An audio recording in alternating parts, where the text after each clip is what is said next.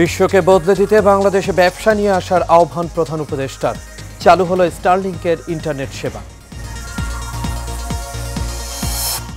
নির্বাচনের সুনির্দিষ্ট রোডম্যাপ চায় বিএনপি। আলোচনার জন্য প্রধান উপদেষ্টার কাছে সময় চাওয়া হয়েছে, জানালেন সালাউদ্দিন আহমেদ। সারা দেশে ইসরায়েল বিরোধী বিক্ষোভে ভাঙচুর লুটপাটের ঘটনায় 10 মামলা, গ্রেপ্তার 72 জন, জানালেন প্রেস সচিব। এবং এসএসসি পরীক্ষা শুরু হচ্ছে কাল। অংশ নেবে 19 লাখের বেশি শিক্ষার্থী। প্রশ্নপত্র ফাঁস ঠেকাতে কঠোর নির্দেশনা।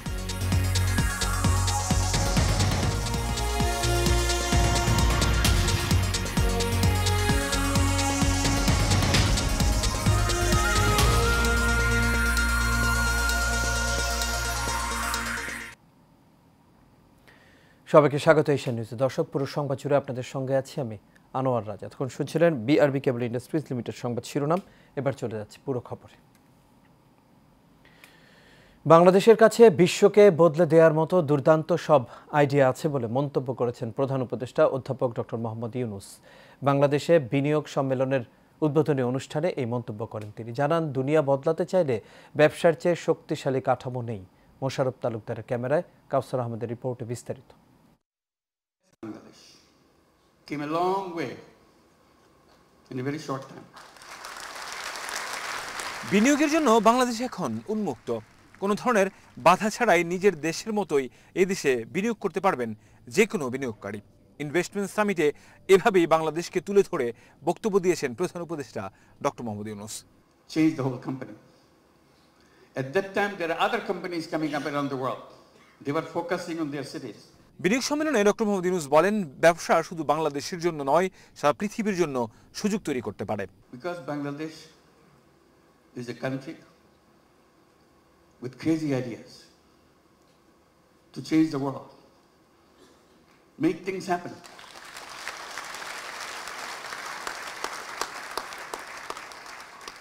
Everyone you saw on the stage receiving the award has a very powerful, crazy ideas and made them happen. So we invite you to join that crowd.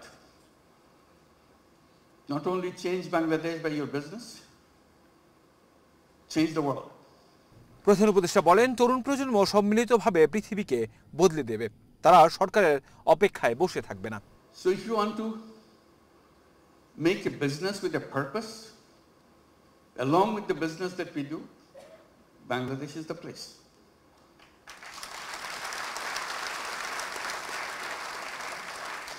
You will not know what your business will be like.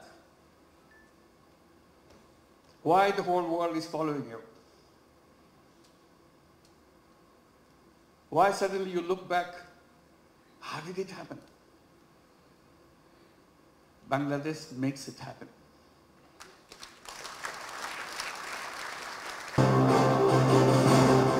বিনিয়োগে অবদানের স্বীকৃতি হিসেবে উদ্বোধনী অনুষ্ঠানে 4টি ক্যাটাগরিতে 4টি প্রতিষ্ঠানের হাতে পুরস্কার তুলে দেন প্রধান উপদেষ্টা। এর আগে বাংলাদেশে পরীক্ষামূলকভাবে স্টারলিংক সেবার আনুষ্ঠানিক উদ্বোধনও করেন প্রধান উপদেষ্টা। কাউসার আহমেদ, এশিয়ান টেলিভিশন, ঢাকা। বিএনপির আবেদনের প্রেক্ষিতে আগামী 16 এপ্রিল সাক্ষাতের সময় দিয়েছেন প্রধান উপদেষ্টা ডক্টর মোহাম্মদ ইউনূস। এর আগে নির্বাচনী সুনির্দিষ্ট রোডম্যাপ ও সংস্কার ইস্যুতে আলোচনার জন্য প্রধান উপদেষ্টার কাছে সময় চায় বিএনপি। রাজধানী গুলশানে বিএনপি চেয়ারপারসনের রাজনৈতিক কার্যালয়ে গত সোমবার অনুষ্ঠিত স্থায়ী কমিটির বৈঠক নিয়ে সাংবাদিকদের সঙ্গে আলাপকালে দলটির স্থায়ী কমিটির সদস্য সালাউদ্দিন আহমেদ এই তথ্য জানান। সালাউদ্দিন আহমেদ জানান, নির্বাচন নিয়ে সৃষ্ট ধোঁয়াশা কাটাতে সুনির্দিষ্ট রোড ম্যাপ ঘোষণা জরুরি। বিভিন্ন ইস্যুতে আলোচনার জন্য প্রধান উপদেষ্টার সঙ্গে সাক্ষাতের সময় চাওয়া হয়েছে। বিএনপির সংবিধান সংস্কার সংক্রান্ত প্রস্তাবনা রাষ্ট্রে ভারসাম্য রক্ষা গুরুত্ব পেয়েছে জানিয়ে দলটির এই নেতা জানান, বিএনপি পঞ্চদশ সংশোধনীর পূর্বাবস্থা বহাল চায়, কিন্তু ধর্ম নিরপেক্ষতা বাতিলের বিষয়ে কোনো প্রস্তাবনা দেয়নি। যাতে উনি ক্লিয়ারলি জাতির সামনে যথাযথ প্রক্রিয়ায় উপস্থাপন করেন, যাতে জাতির মধ্যে যে একটা অনিশ্চিত অস্থিরতা ভাব আছে এবং রাজনীতির মধ্যে একটা স্থিতিশীলতা আসে, অর্থনৈতিক কর্মকাণ্ডে যাতে একটা গতিশীলতা আসে, সেগুলো লক্ষ্য রেখে আমরা বলবো যে এটা যথেষ্ট সময় তার আগে নির্বাচন কমিশনের সাথে আমরা আলোচনা করেছি, তারা জুনের মধ্যে সমস্ত প্রিপারেশন সমাপ্ত করতে পারবে এবং মাননীয় প্রধান উপদেষ্টা ইতিপূর্বেও আমাদেরকে আশ্বস্ত করেছেন যে ডিসেম্বরের মধ্যে নির্বাচন দেওয়ার জন্য ওনারা সমস্ত কর্মকাণ্ড পরিচালনা করছে। বৈষম্য বিরোধী ছাত্র আন্দোলনের সময় নিহত বেগম রোকেয়া বিশ্ববিদ্যালয়ের শিক্ষার্থী আবু সাইদ হত্যার তদন্ত 2 মাসের মধ্যে শেষ করার নির্দেশ দিয়েছেন ট্রাইব্যুনাল। সেই সঙ্গে আলোচিত এই হত্যাকাণ্ডের 4 আসামিকে গ্রেপ্তার দেখিয়ে কারাগারে পাঠানো হয়েছে। বিচারপতি মোহাম্মদ গোলাম মর্তুজা মজুমদারের নেতৃত্বাধীন ট্রাইব্যুনাল এই আদেশ দেন। ওয়ালিদ সিদ্দিকীর রিপোর্টে বিস্তারিত। কোটা সংস্কারের দাবিতে আন্দোলন চলাকালে বিক্ষোভের সময় গত বছরের 16 জুলাই দুপুরে বেগম রোকেয়া বিশ্ববিদ্যালয়ের সামনে নিরস্ত্র আবু সাইদকে গুলি করে পুলিশ। এই হত্যা মামলার 4 আসামি এসআই আমির হোসেন, কনস্টেবল সুজন চন্দ্র রায়, প্রক্টর শরীফুল ইসলাম ও ছাত্রলীগ নেতা ইমরান চৌধুরীকে বুধবার কেরানীগঞ্জ কারাগার থেকে আন্তর্জাতিক অপরাধ ট্রাইব্যুনালে হাজির করা হয়। শুনানি শেষে হত্যাকাণ্ডের তদন্ত 2 মাসের মধ্যে শেষ করার নির্দেশ দেন ট্রাইব্যুনাল। ট্রাইব্যুনালের প্রসিকিউশন জানিয়েছেন, আবু সাইদ হত্যায় 26 জনের বিরুদ্ধে অপরাধের প্রাথমিক প্রমাণ মিলেছে। মামলার তদন্ত শেষ পর্যায়ে রয়েছে বলেও জানায় প্রসিকিউশন। আজকে অনারেবল ট্রাইব্যুনালে আবু সাইদের হত্যাকাণ্ডের সাথে যারা জড়িত তাদের 4 জনকে ট্রাইব্যুনালে হাজির করা হয়েছিল। ট্রাইব্যুনাল সন্তুষ্ট চিত্তে তাদেরকে এই মামলায় গ্রেপ্তার দেখিয়ে জেল হাজতে প্রেরণ করেছে এবং আমরা 2 মাস সময় চেয়েছিলাম। 2 মাস সময় মঞ্জুর হয়েছে তদন্ত রিপোর্ট দাখিল করার জন্য। এদিকে 2016 সালের কল্যাণপুরের জাহাজবাড়িতে জঙ্গি সাজিয়ে 9 জনকে গুলি করে হত্যা মামলায় সাবেক আইজিপি AKM শহীদুল হক, সাবেক ডিএমপি কমিশনার আসাদুজ্জামান মিয়া, সাবেক এসপি জসিমউদ্দিন মোল্লাকে জিজ্ঞাসাবাদের অনুমতি দিয়েছেন ট্রাইব্যুনাল। এ ঘটনায় তাদের বিরুদ্ধে মানবতা বিরোধী অপরাধের অভিযোগ আনা হয়। আরেকটা অ্যাপ্লিকেশন ছিল, সেটা হচ্ছে এই জঙ্গি নাটক সাজানোর যে ঘটনা ঢাকায় ঘটেছে, বিভিন্ন দেশে ঘটেছে, সেই মামলায় গ্রেপ্তারকৃত আসামি AKM শহীদুল হক, সাবেক আইজিপি, মোহাম্মদ আসাদুজ্জামান মিয়া, সাবেক ডিএমপি কমিশনার এবং জসিমউদ্দিন, সাবেক ডিসি মিরপুর, এদেরকে আমরা ইন্টারোগেশনের জন্য আবেদন করেছিলাম। অনারেবল ট্রাইব্যুনাল আমাদের আবেদন মঞ্জুর করেছে। আগামী 21, 22 ও 23 এপ্রিল তাদেরকে আলাদাভাবে সেফ হোমে জিজ্ঞাসাবাদ করতে বলা হয়েছে। তাতে দেখা যাচ্ছে পুলিশ আবু সাইদকে গুলি করছে। Walid Siddiqui, Asian television, Dhaka.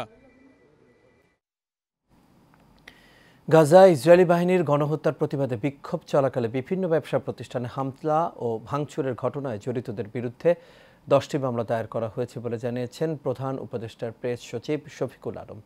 আজ এক বিবৃতিতে প্রেস সচিব বলেন, সোমবার বিক্ষোভ চলাকালীন ভাঙচুর ও দোকানে হামলার ঘটনায় এখন পর্যন্ত কমপক্ষে 72 জনকে গ্রেপ্তার করা হয়েছে। আরও তদন্ত চলছে এবং এই নিন্দনীয় কাজের জন্য দায়ীদের বিরুদ্ধে আরও মামলা দায়েরের প্রক্রিয়া চলছে বলে উল্লেখ করেন শফিকুল আলম।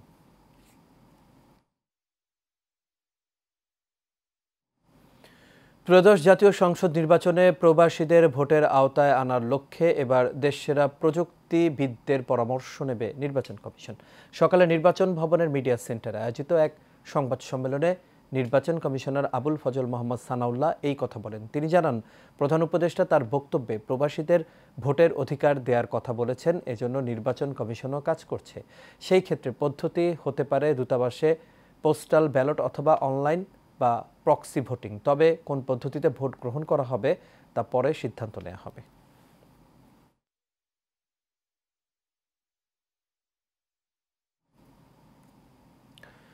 গোপনীয় অভিযোগ নিয়ে দুর্নীতি দমন কমিশনের চেয়ারম্যানের সঙ্গে সাক্ষাৎকার করেছেন এনসিপির উত্তর ও দক্ষিণ অঞ্চলের মুখ্য সংগঠক হাসনাত আবদুল্লাহ ও সার্জিস আলম। দুপুরে 2:30টার দিকে দুদক থেকে বের হয়ে হাসনাত আবদুল্লাহ বলেন, কিছু অভিযোগ নিয়ে দুর্নীতি দমন কমিশনে এসেছেন যা অতি গোপনীয়। তিনি আরও বলেন, কনফিডেন্সিয়াল বিষয় বলে দিলে তো আর কনফিডেন্সিয়াল থাকলো না, তাছাড়া অপরাধীরা তখন সতর্ক হয়ে যাবে। এ সময় এনসিপির আরেক নেতা সার্জিস আলম বলেন, অতীতে দুদককে ব্যবহার করে অনেকেই সাম্রাজ্য গড়ে তুলেছেন, এখন এমনটা প্রত্যাশা করেন না তারা। চলতি বছরের এসএসসি ও সমমান পরীক্ষা শুরু হচ্ছে আগামীকাল থেকে। এবার অংশ নেবে মোট 19,28,181 শিক্ষার্থী। এসএসসি পরীক্ষায় এই বছর প্রশ্ন ফাঁস ঠেকাতে কঠোর নির্দেশনা দিয়েছে শিক্ষা বোর্ড। ঢাকা মাধ্যমিক ও উচ্চ মাধ্যমিক শিক্ষা বোর্ডের এক বিজ্ঞপ্তিতে এই নির্দেশনা জানানো হয়। সামাজিক যোগাযোগ মাধ্যম বা অন্য কোনো মাধ্যমে প্রশ্নপত্র সংগ্রহ বা ফাঁসের চেষ্টা থেকে বিরত থাকার জন্য পরীক্ষার্থী, অভিভাবক, শিক্ষক, সাংবাদিক সহ সর্বস্তরের নাগরিকদের প্রতি আহ্বান জানানো হয় ওই বিজ্ঞপ্তিতে। বিজ্ঞপ্তিতে আরও বলা হয়, প্রশ্নপত্র ফাঁস সংক্রান্ত গুজব ছড়ানো, নকল বা অসদুপায় অবলম্বনের সঙ্গে জড়িতদের বিরুদ্ধে আইন অনুযায়ী কঠোর শাস্তিমূলক ব্যবস্থা গ্রহণ করা হবে। এছাড়াও শিক্ষা মন্ত্রণালয় জানিয়েছে, পরীক্ষা চলার 3 ঘণ্টায় পরীক্ষা কেন্দ্রের আশপাশে 144 ধারা জারি থাকবে। পরীক্ষা চলার সময় কেন্দ্রের আশপাশে 200 গজের মধ্যে পরীক্ষা সংশ্লিষ্ট নন এমন কোনো ব্যক্তি চলাচল করতে পারবেন না। এসএসসি ও সমমানের পরীক্ষার সময় 10 এপ্রিল থেকে 13 মে পর্যন্ত 34 দিন সব ধরনের কোচিং সেন্টার বন্ধ রাখার নির্দেশ দিয়েছেন শিক্ষা মন্ত্রণালয়। পবিত্র ঈদ উল ফিতরে দেশের সড়ক, রেল ও নৌপথে মোট 340টি দুর্ঘটনায় 352 জন নিহত ও 835 জন আহত হয়েছেন। সকালে ঢাকা রিপোর্টার্স ইউনিটির সাগরণী মিলনায়তনে আয়োজিত সংবাদ সম্মেলনে এসব তথ্য জানান সমিতির মহাসচিব মোহাম্মদ মোজাম্মেল হক চৌধুরী। তিনি জানান, গত বছরের তুলনায় দুর্ঘটনার সংখ্যা 21% এবং প্রাণহানি 20% কমেছে। রাজনৈতিক প্রভাব কিছুটা কমার কারণেই সড়কে এর সুফল মিলেছে বলেও জানান যাত্রী কল্যাণ সমিতির এই মহাসচিব।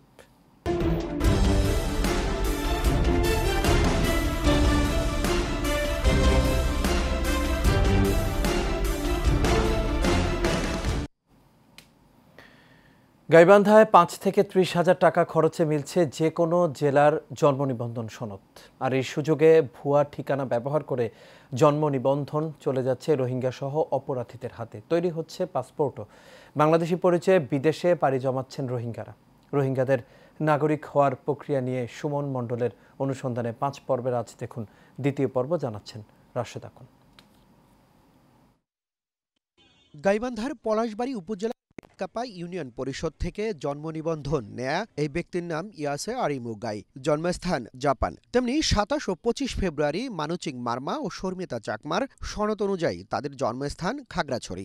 একইভাবে গেল 1.5 বছরে এই ইউনিয়ন পরিষদ থেকেই কাতার, মালয়েশিয়া, চট্টগ্রাম, কক্সবাজার ও ইতালি সহ দেশ বিদেশে জন্মস্থান দেখিয়ে কয়েক হাজার রোহিঙ্গাকে নিবন্ধন দেওয়ার অভিযোগ উঠেছে ইউপি চেয়ারম্যান, সচিব সহ ডিজিটাল সেন্টারের উদ্যোক্তা ইকবালের বিরুদ্ধে। তবে যেই 2 নম্বর ওয়ার্ড থেকে নিবন্ধন দেয়া হয়েছে জানেন না সেই ওয়ার্ডের এই ইউপি সদস্য। আমার ওয়ার্ডের লোকই চলতেছে না, আমি রোহিঙ্গা নিয়ে এসবো এখানে। এই বাংলাদেশের যত প্রকারের প্রশাসন আছে, উদ্বোধন কর্মকর্তা, তাদেরকে আকুল আবেদন করতেছি যারা এটার সাথে জড়িত তাদের আইনের আওতায় আনা হোক। চেয়ারম্যানের সঙ্গে কথা বলবো যে এগুলো কিভাবে হলো, কেমনে হলো। শুধু বেতকাপাই নয়, অনুসন্ধানে জানা যায় উপজেলার হরিনাথপুর ইউনিয়ন পরিষদ থেকে মৃত্যু ব্যক্তিদের জন্ম নিবন্ধন দেয়া সহ বিভিন্ন জনের সন্তান সাজিয়ে নিবন্ধন দেওয়ার মতো চাঞ্চল্যকর তথ্য। চলতি বছরের 2 মার্চ নিবন্ধন নেয়া এই ব্যক্তির নাম নেপাল গুহ, জন্মস্থান টাঙ্গাইল। 11 জুন নিবন্ধন নেয়া রত্না খাতুনের জন্মস্থান পাবনা। আর চলতি বছরের 23 মার্চ নিবন্ধন নেয়া ব্যক্তির নাম রফিকুল ইসলাম। মৃত্যু সনদ অনুযায়ী চলতি বছরের 27 জানুয়ারি রফিকুল ইসলাম মারা যান। কিন্তু এই মৃত্যু ব্যক্তির স্ত্রীকে মা এবং ছেলের স্ত্রীকে স্ত্রী সাজিয়ে চলতি বছরের 2 মার্চ পুনরায় নিবন্ধন দেয় ইউপি সচিব শাহানা আক্তার। কি বলবো, আমার মারে বানাইছে আমার বাপের মা, আর আমার বউরে বানাইছে আমার বাপের বউ। বাইরে ইউনিয়নের জন্ম নিবন্ধন কেন দেবে সেটা চেয়ারম্যান সাহেব বারবার বলছে। বাইরে ইউনিয়নে দিলে কিনা উইঙ্গের জন্ম নিবন্ধন হবে, তারা ভোটার হবে। বাইরের লোক তাই মনে করেন যে টাকার বিনিময়ে দিয়ে থাকে, তার আইনগতভাবে ব্যবস্থা নেওয়া দরকার। সচেতন মহল বলছে, ইউনিয়ন পরিষদ থেকে বিভিন্ন জেলার মানুষকে নিবন্ধন দেয়া দেশের জন্য হুমকি স্বরূপ। এরকমভাবে রোহিঙ্গা হোক বা বিভিন্ন জেলার অধিবাসীকে এখানে নাগরিকত্বের বা এই জন্ম সনদের সার্টিফিকেট প্রদান করলে এটা আমাদের দেশের জন্য হুমকি এবং রাষ্ট্রের জন্য একটা হুমকি মনে করি। রোহিঙ্গা নিবন্ধন ঠেকাতে অসাধু কর্মকর্তা সহ দায়ী ব্যক্তিদের চিহ্নিত করে বিচারের আওতায় আনার দাবি এলাকাবাসীর। Rashed Akun, Asian television. গাজীপুরের কালিয়াকৈরে এসএসসি পরীক্ষার কক্ষ পর্যবেক্ষকদের সাথে উপজেলা মাধ্যমিক শিক্ষা অফিসারের মতবিনিময় সভা অনুষ্ঠিত হয়েছে। পরীক্ষা কেন্দ্রসমূহে নিরাপত্তা জোরদার, প্রশ্নপত্র ফাঁস রোধে বিশেষ ব্যবস্থা নেওয়ার লক্ষ্যে এই সভা অনুষ্ঠিত হয়। কেন্দ্র সচিব মোহাম্মদ সিরাজুল ইসলাম বকশির সভাপতিত্বে এ সময় আরও উপস্থিত ছিলেন উপজেলা মাধ্যমিক শিক্ষা অফিসার শওকত আকবর খান ও গোলাম নবী, পাইলট উচ্চ বিদ্যালয়ের ভারপ্রাপ্ত প্রধান শিক্ষক সিরাজুল ইসলাম সহ আরও অনেকেই। নোয়াখালীর বেগমগঞ্জ উপজেলার মীর কাসেম বহুমুখী উচ্চ বিদ্যালয়ের বার্ষিক মিলাদ মাহফিল ও এসএসসি পরীক্ষার্থীদের বিদায় অনুষ্ঠান হয়েছে। বিদ্যালয় পরিচালনা কমিটির সভাপতি শেখ শহীদুল ইসলামের সভাপতিত্ব, সিনিয়র শিক্ষক মামুনুর রশিদের পরিচালনায় অতিথি ছিলেন বেগমগঞ্জ মডেল থানার অফিসার ইনচার্জ লিটন দেওয়ান, বেগমগঞ্জ উপজেলা সুপারভাইজার বেলাল হোসেন, নোয়াখালী সাংবাদিক ফোরামের সভাপতি মানিক ভুইয়া সহ আর অনেকেই। অনুষ্ঠানে বিদায়ী শিক্ষার্থীদের জন্য মঙ্গল কামনা করে দোয়া করা হয়।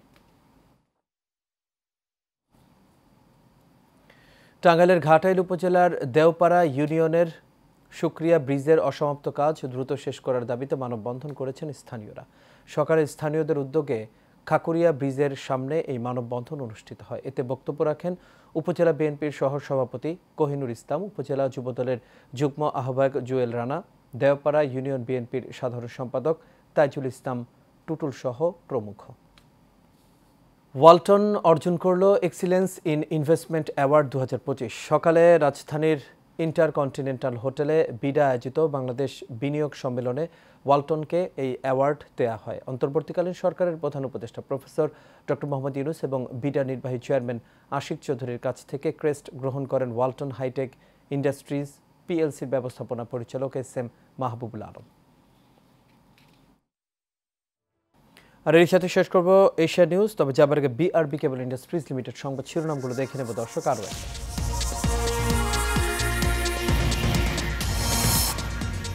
বিশ্বকে বদলে দিতে বাংলাদেশে ব্যবসা নিয়ে আসার আহ্বান প্রধান উপদেষ্টার। চালু হলো স্টারলিংকের ইন্টারনেট সেবা।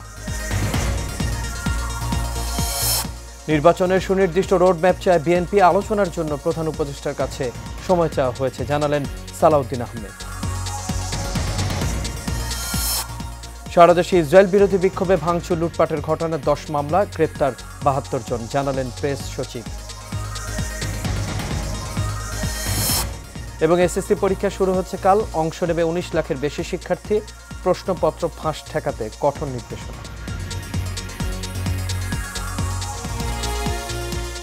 দর্শক, এই ছিল আমাদের এখনকার আয়োজনে। আমাদের পরবর্তী সংবাদ দেখার আমন্ত্রণ রইল। এতক্ষণ সাথে থাকার জন্য সবাইকে ধন্যবাদ।